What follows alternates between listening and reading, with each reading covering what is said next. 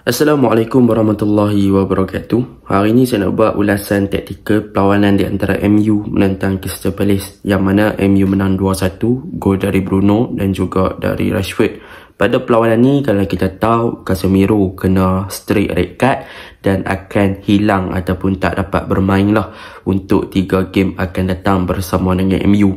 MU memang ada masalah sekarang walaupun dah dapatkan Sabitzer, tetapi selepas Eriksen injured dan sekarang Casemiro kena straight red card, memang boleh dikatakan midfield department pasukan MU masih lagi kekurangan pemain untuk hadapi jadual yang agak padat sepanjang musim ataupun baki musim inilah. So, tanpa membuang masa, mari kita masuk ke dalam ulasan perlawanan. Untuk ulasan perlawanan kali ini, saya akan mulakan dengan Manchester United.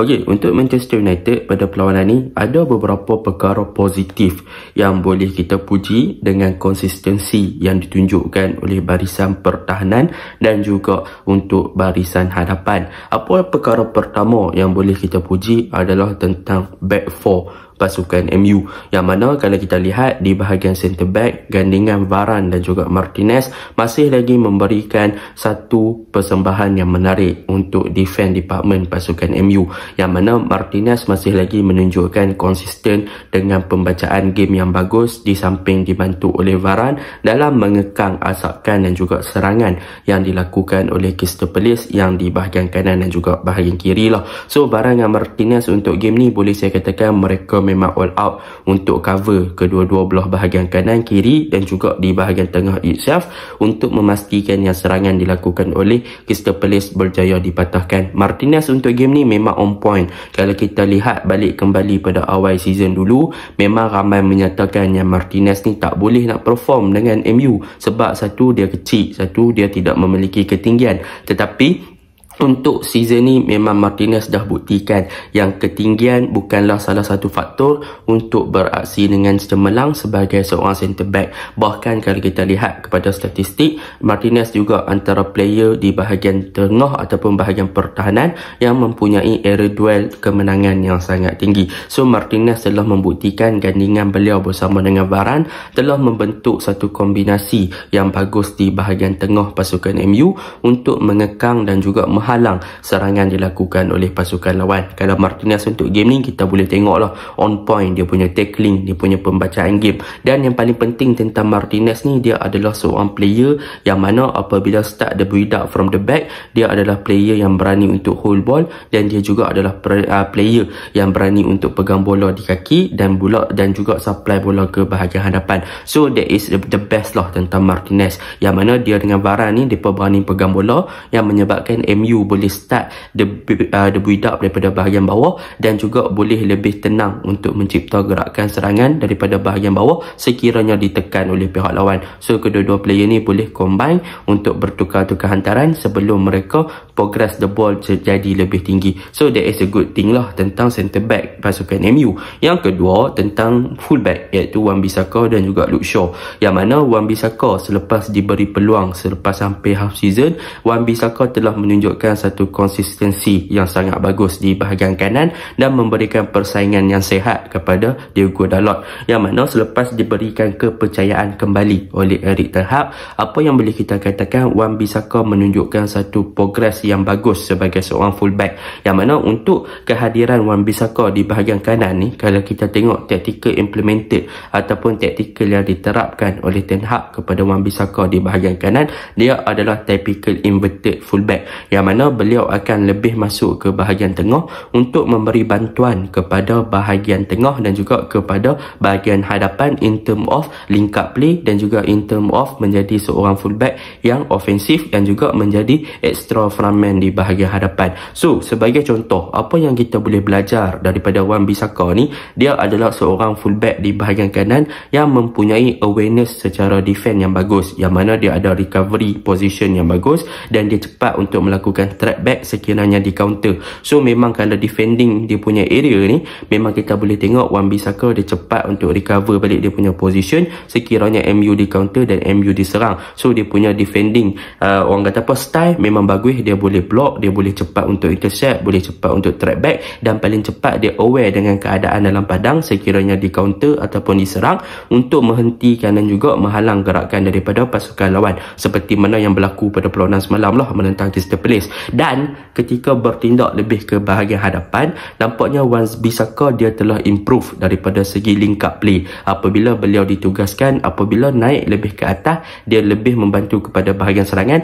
Dia tidak perlu untuk melakukan banyak overlap, sebaliknya dia lebih kepada inverted fullback, yang mana dia masuk ke bahagian tengah untuk menambah bilangan pemain di bahagian tengah, untuk create lebih banyak space dan juga lebih banyak ruang untuk pasukan MU link up dan juga circulate ball di bahagian half space ataupun di kawasan final third pasukan lawan lah. So benda tu terjadi. Contohnya apa yang boleh saya bagi adalah gol kedua yang tercipta daripada Rashford semalam adalah berpunca daripada bahagian kiri ke bahagian kanan, yang mana di situ kita boleh tengok Wan-Bissaka dia masuk lebih ke bahagian tengah untuk selari dengan number 8 iaitu Fred untuk circulate the ball. Jadi dia progress the ball tu, dia memberi bantuan untuk dia open up the game. So bila ada kat situ sebagai pemain tambahan, maka Wan-Bissaka boleh memberi bantuan yang lebih bagus daripada segi link up play dan juga untuk dia open game kepada bahagian hadapan dengan short passing dan juga circulate the ball dekat kawasan tersebut lah. So benda tu memang positif lah untuk Wan-Bissaka dalam taktikal Ten Hag ni,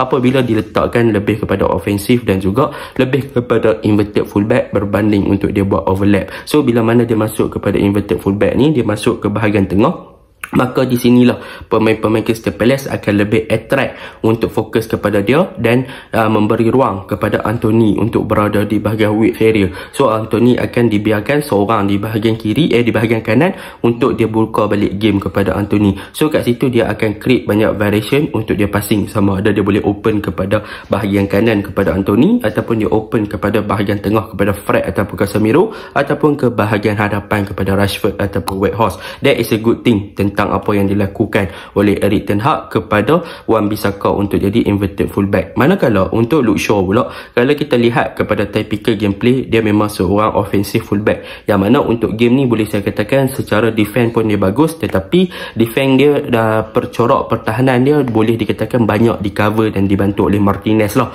Tetapi Luke Shaw ni dia berbeza peranan yang diberikan berbanding daripada Wan-Bissaka. Luke Shaw ni dia lebih kepada overlap player dan lebih kepada dia progress the ball ke bahagian hadapan adalah untuk dia sendiri create chance ataupun create peluang, cipta peluang ke bahagian striker dengan hantaran-hantaran lintang ataupun cutback, ataupun dia senang cerita supply bola ke dalam kotak penalti lah. Dan benda tu yang menarik tentang Shaw ni, sebab apa? Sebab dia punya hantaran tu adalah one of the best crosser ataupun passer yang ada dalam pasukan MU apabila dia progress ke bahagian hadapan. So bila Luke Shaw ni, bila MU dalam keadaan fasa build up, dia akan naik di bahagian kiri untuk memberi support kepada winger kiri iaitu sama ada Garnacho ataupun Rashford, untuk dia bantu dengan buat overlap ataupun dia masuk ke tengah untuk dia buat hantaran-hantaran masuk ke dalam kotak penalti. So dia berbeza sedikit lah dengan corak permainan yang ditunjuk daripada Bissaka, yang mana daripada segi attacking trait ataupun keancaman dari bahagian menyerang,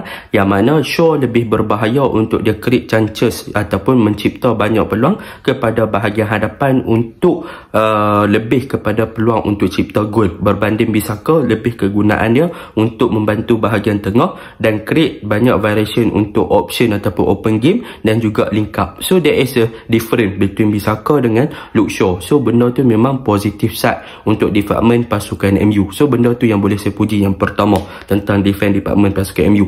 Yang kedua, apa yang kita boleh puji adalah tentang De Gea. De Gea is one of the best goalkeeper, shot stopper, daripada segi menghalang percubaan, daripada segi untuk menafikan percubaan-percubaan berbahaya. De Gea is really good memang bagus gila De Gea. Itu adalah benda yang kita tak boleh nafikan. Semalam pun dia save satu tandukan yang berbahaya dan sebagainya. Cumanya apa yang kekurangan dia adalah daripada segi distribution ball, ataupun senang cerita daripada segi sweeper keeper, lebih kepada supply the ball. So apabila MU dalam fasa ditekan ataupun dipressing oleh pihak lawan, MU nak keluar daripada zonal ataupun daripada zone pressure tersebut agak susah untuk supply bola ke hadapan, sebab boleh dikatakan antara passing De Gea ni boleh dikatakan tidaklah terlalu on point, tetapi overall boleh saya katakan De Gea shot stopper memang bagus. Dalam keadaan sekarang, De Gea adalah one of the best goalkeeper yang MU ada, dan memang dia still lagi akan memberikan yang terbaik untuk MU lah. So benda tu tak boleh nak cakap banyak sangat, cumanya dari distribution ball kepada forward dia agak kurang. Okay, itu settle untuk De Gea. Dah panjang lah video ni. So itu untuk dua defense dan juga goalkeeper department. Kita masuk ke bahagian tengah. Okay, masuk ke bahagian tengah. Apa yang menariknya tentang MU ni adalah gandingan Fred, Casemiro dan juga Bruno Fernandes, yang mana boleh saya katakan Fred dan juga Casemiro memang makin serasi apabila dengan kehadiran Fred ni dia adalah typical number 6 punya player, yang mana boleh dikatakan dia adalah seorang defensive midfielder yang bertindak dengan mengikut kepada tempo game dan juga mengikut kepada alur-alur build up yang dilakukan oleh pasukan MU mengikut satu tim punya organisasi, yang mana kalau kita lihat kepada build up play yang dilakukan oleh pasukan MU, maka kita akan lihat yang Casemiro ni dia akan follow up dengan rentak tersebut. Sekiranya MU berada dalam fasa build up, MU akan bermain dengan keadaan yang lebih tinggi di defense department, iaitu Varane yang Martinez akan naik sampai dekat kawasan tengah, dan Casemiro yang bertindak sebagai pure number 6 tadi, dia akan naik lebih tinggi di kawasan half space, dan benda tersebut akan push Fred untuk berada di kawasan nombor 8. So dekat sini apabila jadi macam situasi macam ni, dia akan jadi situasi yang seimbang antara Casemiro dengan Fred. Sebab apa? Sebab Casemiro dia akan naik tinggi sampai half space, Fred akan naik tinggi sampai dekat number 8. So bila mana MU kehilangan bola di kawasan tersebut, MU akan cepat untuk recover balik dia punya position. Casemiro boleh drop, Fred boleh drop, Martinez dan juga Varane pun dah boleh prepare untuk kena counter. So that is a good thing ketika MU menyerang. Dan dalam pada masa yang sama, ketika MU menyerang dengan bermain dengan Casemiro bermain dengan half space punya ketinggian yang lagi tinggi dan Fred as a number 8, maka dekat sini apa yang boleh dilakukan oleh MU adalah mereka boleh create the circulation position adalah dengan sangat bagus. Mereka boleh circulate ball daripada bahagian kiri ke tengah ke kanan, kanan ke tengah dan ke kiri balik dengan sangat cepat. That is a good thing. Benda itulah yang berlaku dalam second goal pasukan MU, yang mana kita boleh tengok Casemiro, Fred daripada bahagian kiri involve ke bahagian tengah kepada Casemiro, kepada Fred, kepada Bissaka, kepada Anthony kepada Bruno kepada Bissaka kepada Garnacho balik kepada Luke Shaw kepada Rashford. That is a good thing lah tentang MU. So apa yang senang cerita adalah dengan adanya Casemiro dan juga Fred ni, Casemiro dia adalah versatile yang memberi orang kata apa defend ataupun memberi coverage kepada pemain-pemain di bahagian hadapan untuk bertindak lebih bergerak dengan bebas. So apabila Casemiro ada kat belakang, orang kata apa, sebagai benteng. So Casemiro kata okey, aku kat sini, okey Fred hang boleh naik. So Fred ni pula bila dia naik, dia involve dengan bahagian hadapan, dia sebenarnya adalah seorang typical yang rajin dan dia adalah seorang player yang kreatif dan mempunyai work rate yang tinggi. So bila mana dia involve untuk berada di mana-mana dalam situasi dalam padang, dia tak perlu nak risau kalau dia pergi kanan ke, dia pergi kiri ke, dia pergi tengah ke, dia pergi mana-mana, dia naik lebih tinggi ke, dia tak perlu nak risau sebab belakang dia dah ada Casemiro yang boleh backup apabila MU kena counter. So that is a good thing tentang tengah MU ni. Dan dalam masa yang sama, Bruno pun dia boleh drop untuk membantu bahagian hadapan. So that is a thing lah tentang bahagian tengah MU ni. Sebab apa? Sebab mereka balance antara defense dan juga striker dengan attacking. So that is a good thing. So benda tu yang menyebabkan bila adanya Casemiro, MU punya midfield nampak lebih teratur, nampak lebih bagus lah, dan berbanding kalau tak ada Casemiro memang nampak out lah kan. So benda tu bagus. Dan untuk winger, Rashford dan juga Anthony. Rashford dan Anthony memang kita tahu typical dia memang suka gentel lah. Tetapi apa yang menarik tentang Anthony ni, apa yang boleh saya katakan adalah daripada segi track back. dia selalunya mempunyai winger ni selalunya dia malas nak track back ataupun dia lebih fokus kepada attacking. Tetapi Anthony dia lain daripada orang lain. Dia selalu turun bantu Bissaka defend, dia turun sampai dekat defend department pasukan MU. So dia berjaya untuk menunjukkan kerajinan daripada segi defending. Cumanya apabila dalam segi attacking, yang menyebabkan Anthony ni kadang-kadang dia tak boleh nak buat game adalah dia terlalu isolated. Maksudnya tak ada orang support. Jadi apabila dia tak ada orang support, dia akan kehilangan bola dengan cepat. Sebab apa? Sebab selalunya Anthony akan dijaga lebih kurang dalam situasi 3v1. So orang winger apabila dijaga dalam posisi 3v1, 3 lawan 1, maka benda tu akan memberi advantage kepada 3 yang mempunyai fizikal yang besar. Anthony tak boleh nak buat apa. So sebab itulah antara sebab kenapa Bissaka diletakkan sebagai inverted adalah sebagai Anthony punya backup, sebab dia nak bagi support kepada Anthony untuk create ataupun open game balik ke tengah berbanding untuk push lebih tinggi bermain di bahagian wide area apabila telah dikepung. So benda tu memang positif lah. Semalam Anthony pun menjadi ada beberapa percubaan dan link up play dia pun makin bagus, hantaran dia pun makin solid. So benda tu memang positif side lah. Cumanya dia kena baiki untuk lebih cepat buat decision making dan lebih cepat untuk cari space dan ruang untuk keluar daripada marking yang dilakukan oleh pemain-pemain pihak lawan lah. Dan Rashford, bila dia main kat wing kiri ni, apa yang saya nampak, dia sebenarnya banyak buat kesilapan ataupun lebih overconfident ketika pegang bola, yang mana banyak gelecek-gelecek yang dilakukan oleh beliau senang dipatahkan lah berbanding apabila diletakkan sebagai number 9. Apabila letak sebagai number 9 main tempat Weghorst, saya nampak dia memberikan satu positive side yang bagus kepada pasukan MU. Sebab apa? Sebab Rashford ni daripada segi instinct, daripada segi dia punya awareness kepada ball, reaction, dia punya positioning, dia punya finishing memang bagus. So dia pandai untuk nempatkan diri dia dalam keadaan untuk dia score dengan sangat bagus. So it's a better untuk Rashford main as a number 9 than as a winger kiri. Sebab winger kiri banyak kali dah dia tak menjadi kan. Tetapi sayanglah, sebab kalau dia nak main number 9 pada awal, MU dah ada Weghorst, yang mana Weghorst ni pula dia adalah typical play yang mana dia boleh dikatakan, nak kata complete striker tak, nak kata fast 9 pun tak, tetapi dia ada kelebihan daripada segi link up play, daripada segi create space kepada team, daripada segi work rate dia punya pressing. So memang bagus Weghorst. Dia adalah typical yang boleh buat semua, yang boleh bantu bahagian hadapan. Tetapi in term of positioning, in term of pace, dia agak kurang. Dia tak boleh nak ada finisher, dia tak boleh nak create diri dia untuk berada dalam tempat yang betul untuk menerima bola berbanding apabila Rashford main kat number 9. So there is a kontra antara